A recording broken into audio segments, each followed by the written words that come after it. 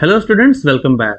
Today we are going to discuss the assertion and reasoning type questions of the chapter 8, that is motion.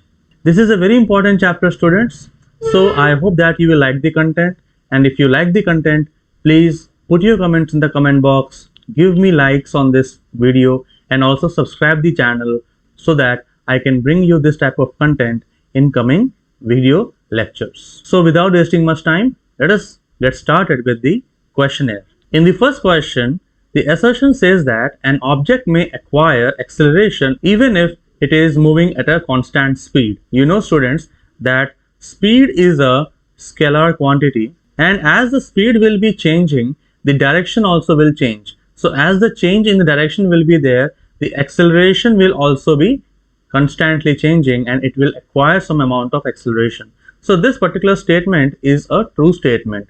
The reason for this assertion is given: with change in the direction of motion, an object can acquire acceleration. So as I have told you before, that speed, with the change in the speed, the direction also changes. So in that case, an object can acquire acceleration. So this reason is also a true statement, and definitely the reason is giving an explanation to the assertion statement.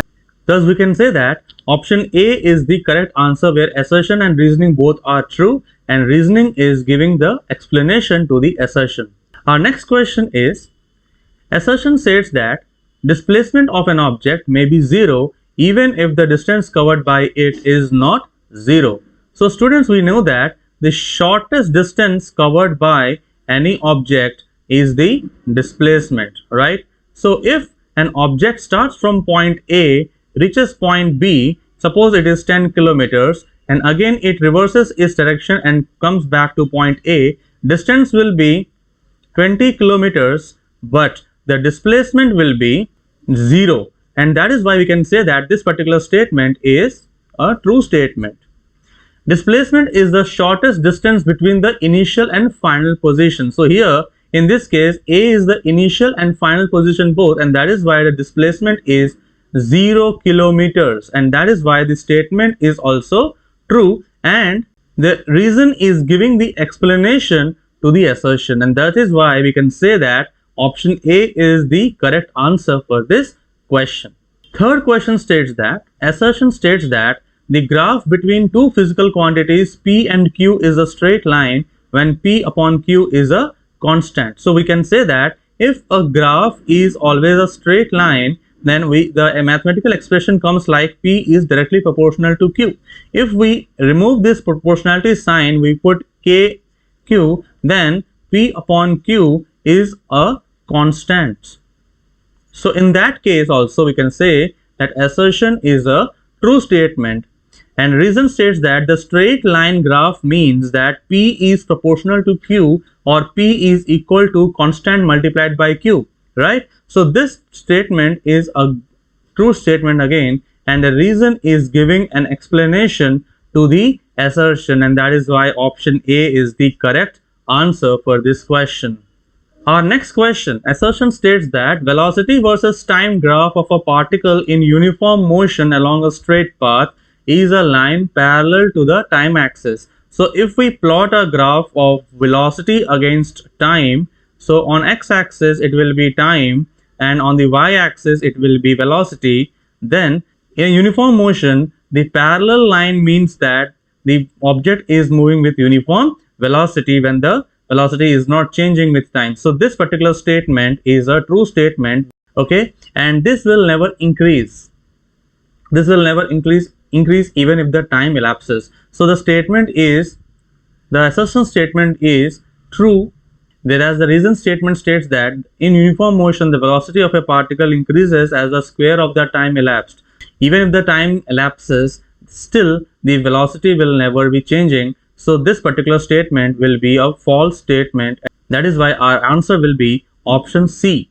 Our next question is, assertion states that the speedometer of a car measures the instantaneous speed of the car. So this particular statement is a true statement, whereas reason states that average speed is equal to the total distance covered by an object divided by total time taken. So you all know that the average speed is calculated by the total distance covered by an object upon the total time taken by the object. So this is also a true statement, but now the option B is the correct answer because reason is not giving any explanation to the assertion statement. Our next question is, an object may have acceleration even if it is moving with uniform velocity. If an object is moving with a uniform velocity, it will have an acceleration. So this particular statement is a true statement, right? It will be having some acceleration.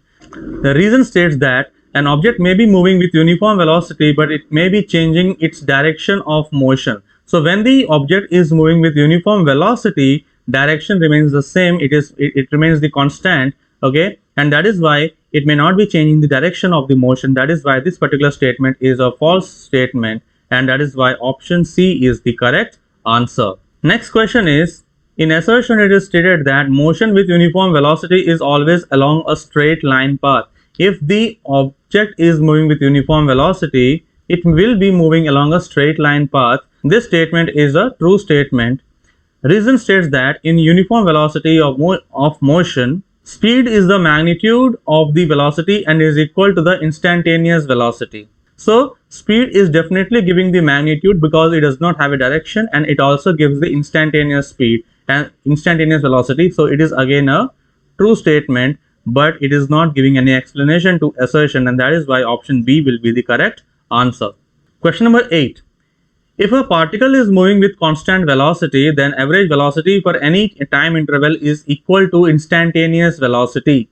So this particular statement is a true statement, whereas when we talk about the reason states that if the average velocity of a particle moving on a straight line is 0 for a given time interval, then instantaneous velocity at some instant within its interval may be also 0. Suppose we are talking about velocity, then if a swimmer moves from A to B, okay, and it comes back to A, then his displacement will be 0, okay, displacement will be 0, then velocity will be also 0 because velocity depends upon the direction of the object. So starting point and final point will be 0. So if at any given moment while he is moving back on return path, the instantaneous velocity will also be calculated as 0. That is why it is the possibility that the velocity at any given time interval may be also 0. So it is a true statement. As we can say that the reason is also giving an explanation to the assertion, and that is why we can say that option A is the correct answer for this question. Our next question is, assertion states that the displacement of an object may be either positive, negative or 0. So we can directly say this statement as a true statement, whereas the reason states that displacement has both the magnitude and direction, okay? So this is also a true statement, and because displacement has both magnitude and direction, it may be positive, negative or 0, and so the reason is giving the explanation to A, and that is why A is the correct answer for this question. The last question of the series is, the assertion states that when the displacement of a body is directly proportional to the square of the time, then the body is moving with uniform acceleration, okay? So this is a correct statement. And why it is a correct statement, students, I would like you to answer in the comment box stating the reason behind this. The reason states that the slope of velocity time graph with time axis gives acceleration. So when we talk about the velocity time graph, velocity and time graph, this particular slope, it gives the acceleration. So it is again a true statement. So both the statements are true, but it is not giving any explanation to assertion, and that is why option B will be the correct answer. So that is all, students, from this part of the assertion and reasoning type questions. If you have liked the content, please put likes on the video and also put comments in the comment box suggesting the type of content you would like to see in my coming up video lectures. And also, if you haven't subscribed the channel, please subscribe the channel and share it amongst your friends. Thanks a lot for watching this video till this moment. See you until next time. Bye.